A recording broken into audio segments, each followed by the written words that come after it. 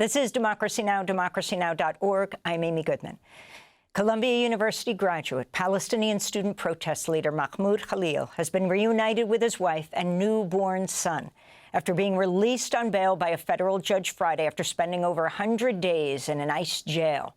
He was seized by federal agents March 8th. His wife, Dr. Noor Abdalla, a U.S. citizen, was 8 months pregnant at the time. Mahmoud spoke briefly Saturday after flying from Louisiana to Newark Airport, joined by Democratic Congressmember Alexandria Ocasio-Cortez. Democracy Now! Was at Newark Airport. We're at Newark Airport, and we're waiting for Mahmoud Khalil to come out. He has just landed. His plane was diverted to Philadelphia, then took off again, is at Newark. Right now, he's playing with his baby Dean. He's reunited with his family, and he's about to walk into the press scrum. And there are a number of people here who are here to greet him, playing drums. They have flowers for him. He's coming out.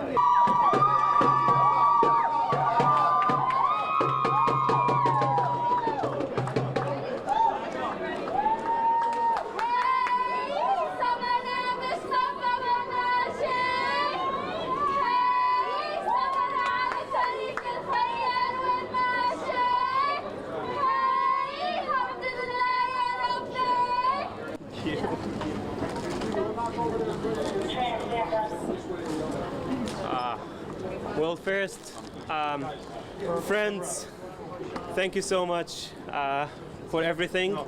Not only for today. It's just for every day. Like just your words, your words of support, your messages have kept me going. Still, the fight is far from over.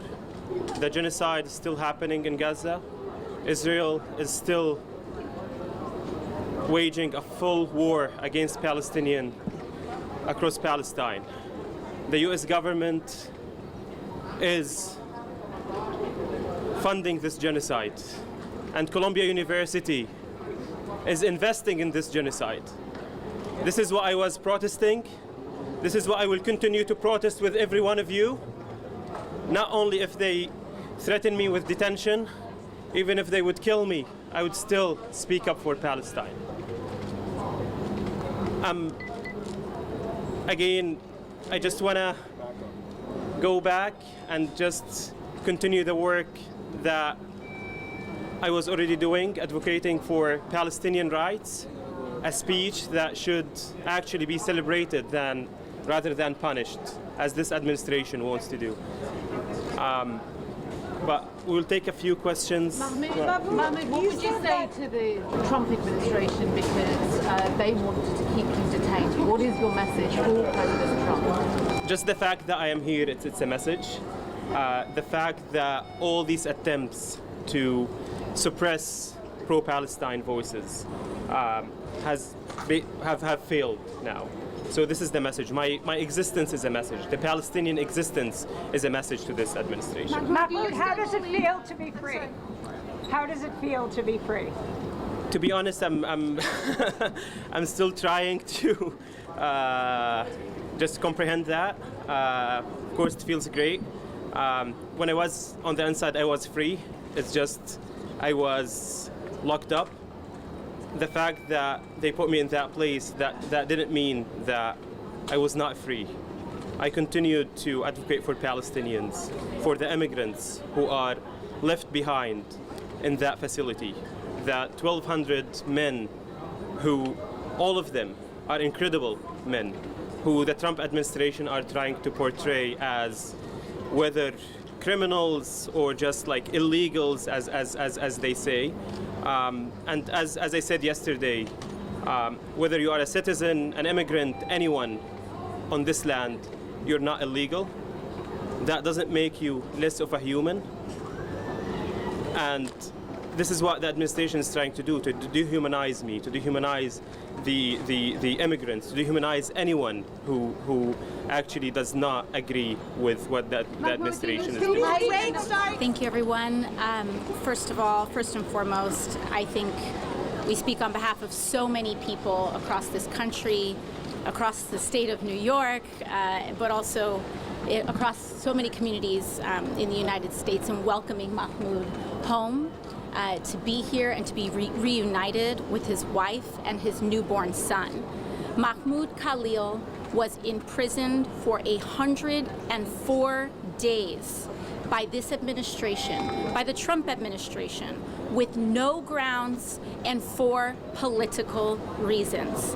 Because Mahmoud Khalil is an advocate for Palestinian human rights, he has been accused baselessly of horrific allegations simply because the Trump administration and our overall establishment disagrees with his political speech. This was a forum, his detention by ICE, being taken from his home, as well as other advocates, Ms. Ozturk in Boston, Massachusetts, ripped off of the street. Being taken is wrong, it is illegal, it is a violation of his First Amendment rights, it is an affront to every American, and we will not allow and we will continue to resist the politicization and the continued political persecution that ICE is engaged in. I'm Bahar Azmi, AZMY for the Center for Constitutional Rights, one of his attorneys. This is an incredibly significant and important victory, although one that came far too late. And as much as we're celebrating, I think we can't fully let go of the outrage that Mahmoud had to fight for so long and so hard against this outrageous and unconstitutional government conduct by the administration, namely to persecute him simply for advocacy for Palestine and dissenting from United States foreign policy. I think Mahmoud and Palestinian advocates are still at the tip of the authoritarian spear with this administration. But collectively, I think people want to keep up the resistance and keep up the fight for justice in Palestine. Ramsey Kasim, Clear Project, CUNY School of Law. We're attorneys for Mr. Khalil. Can you first respond to Mahmoud's being freed? Tell us what took so long. What was the decision that the judge made? What was it based on after these months? The district judge, quite appropriately yesterday, took a hard and studied look at all of the factors that govern release and found that there was absolutely no basis, none. He was unequivocal. Mahmoud is not a danger of any sort. He's not a flight risk of any kind, and there's absolutely no justification for his detention. The judge did this meticulously, methodically in a 2-hour hearing. That should withstand any sort of appellate scrutiny. The fundamental reality remains that Mahmoud Khalil was detained by this administration in an attempt to make an example out of him, in an attempt to stifle speech that frankly should be celebrated and commended, speech in defense of the human rights of Palestinians, their dignity, their right to life, speech in opposition to an ongoing genocide. And for that, the administration tried to make an example out of him and tried to establish a template that it would then apply to any other set of issues that it happens to disagree with. That, as we've seen today, is failing, it is backfiring. Mahmoud is out, of course, and he is, as you heard, uncowed, unbowed. He's going to resume his activism, but he's not alone, more importantly. Hundreds of thousands of others have expressed not just their solidarity with him, but their solidarity with the Palestinian people. And this is not a movement that the Trump administration is going to be able to deport its way out of. It is very much an American movement. Does Mahmoud face deportation today? Explain the difference between the two courts. Well, the simplest way to think about it is that the immigration case is the Trump administration's case. It's the case that they want because it's before an immigration judge who isn't really a judge at all. An immigration judge is a DOJ employee, a Department of Justice employee, who serves at the pleasure of the president and can be fired by the president at any time. The case in federal court in New Jersey, on the other hand, now that's Mahmoud's case. That's the case that he brought to vindicate his own constitutional rights in front of an independent judge who does not serve at the pleasure of the president, who has lifetime tenure, and who, as was demonstrated yesterday, can issue rulings that are critical of the president. The contrast was extremely clear yesterday. You had a federal judge agreeing with Mahmoud and vindicating his constitutional rights against the Trump administration, and at the same time you had an immigration judge who's an employee of the Trump administration agreeing with the Trump administration. There could be no clearer illustration of the difference between the administrative immigration proceedings and Mahmoud's constitutional case in federal court. So does he face deportation? He is in ongoing removal proceedings. We will continue to fight that fight, and that's why the fight is not over. But the latest round of this fight was resoundingly won by Mahmoud Khalil. Ramsey, you were there when Mahmoud was freed. Can you describe what that was like? And also, making your way from Jena, Louisiana, you flew from Dallas to Newark. Amy, I was there with Mahmoud. We were listening to the hearing in court together in Jena, in a room, over a phone, and when the ruling came down... From the bench at that moment? Yeah, when the ruling came down over that phone, he and I jumped up, we hugged each other, we screamed, we shouted, and then we started planning. And, we drove through the night to catch the first flight out. We haven't slept, but we're happy, and I can't imagine his happiness at embracing his wife and child and their happiness. And I'm just ecstatic that they're together, that they get this time to be together. They should have never been separated, of course, but now they are together, and he is in a much better position, not just to fight these legal cases that we've been talking about, but also to resume his all-important political work as an outspoken advocate for the most basic human rights for the Palestinian people. We are standing at Newark Airport, where Mahmoud Khalil has just arrived, reuniting with his wife, Dr. Noor Abdalla, and his almost 2-month-old son, Dean, whose birth he missed as he was jailed for more than 100 days in Jena, Louisiana. And as we stand here at Newark Airport, we're in Terminal A, where he came out and welcomed his supporters and talked to the press. We're standing in front of a mural by the Ecuadorian muralist Leka Nuna Yawar. It is a mural that celebrates immigrants in the United States. I'm Amy Goodman. This is Democracy Now! So that was Saturday. On Sunday, Mahmoud Khalil addressed over 1,000 supporters as well as the press outside the Cathedral of St. John the Divine here in Manhattan, blocks from the campus of Columbia University. I would like to salute the courage of all students at Columbia and across the nation.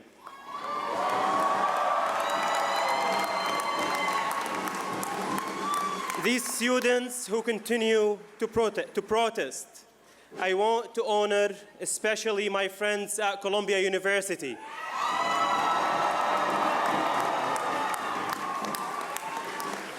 Especially those who are currently battling expulsion and suspension for their consciousness stand.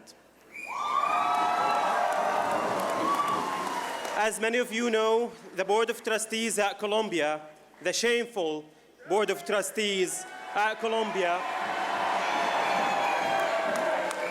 is currently attempting to expel 15 more students and to suspend tens of others, basically stealing their future, their degrees, their labor, merely because these students are not afraid.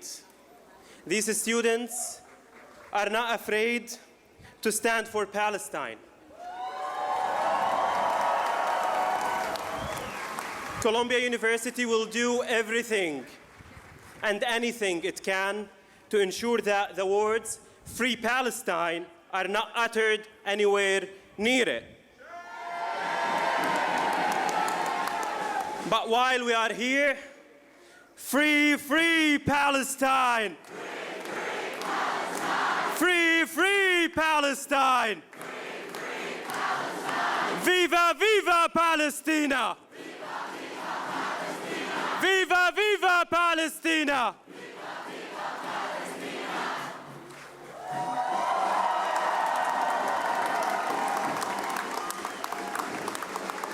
I hope that Columbia University heard your chants. In fact, even today, Columbia University refused to allow this press conference and rally to be held at the gates.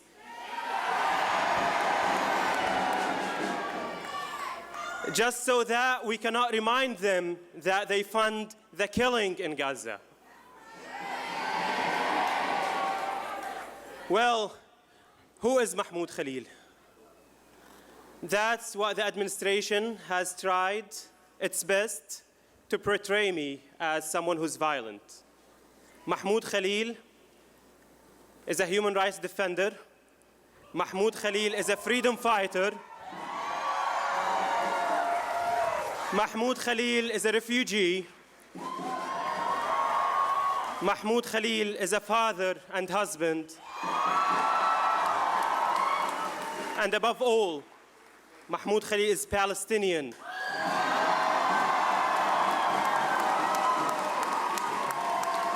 Mahmoud Khalil is a Palestinian who refused to remain silent while watching a genocide in Palestine. A genocide that's, of course, committed by the genocidal state of Israel, that's funded by the US government, that's invested by Columbia University.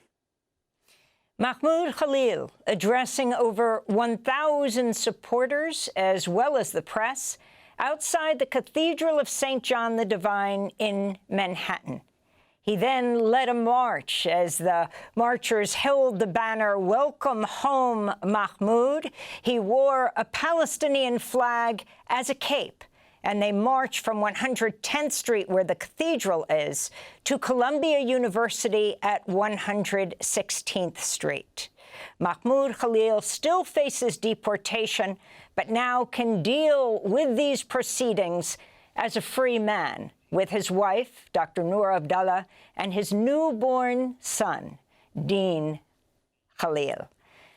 Thanks for watching Democracy Now! On YouTube. Subscribe to the channel and turn on notifications to make sure you never miss a video.